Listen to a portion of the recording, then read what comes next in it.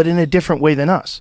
They probably had technology that we haven't figured out yet, because we went to combustion engines and electricity, and that's how we figured out how to use human creativity and constantly innovating, and we created technology that went in this way. But it's really possible that another culture 20,000 years ago or whatever had figured out a way to innovate the way we have with combustion engines and electronics, but in a completely different way.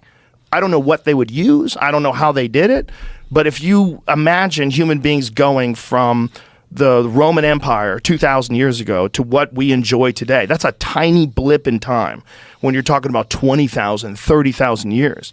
If these people figured out some form of technology that we still haven't figured out yet, it's totally possible that that could be the case. And if that's the case, they got hit.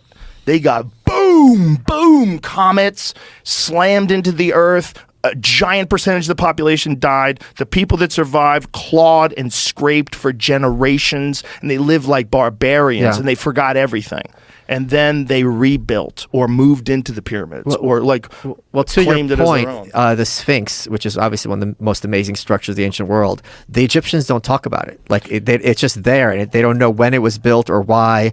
And it's just odd that you imagine talking about New York and never mentioning the Statue of Liberty in your literature. Like it doesn't make sense. So that I know they don't have any kind of good explanation for. Well, I know. I'm glad you brought that up. And it was buried for a long time. The Sphinx was not buried for a long time. It was buried up to its neck. Yeah.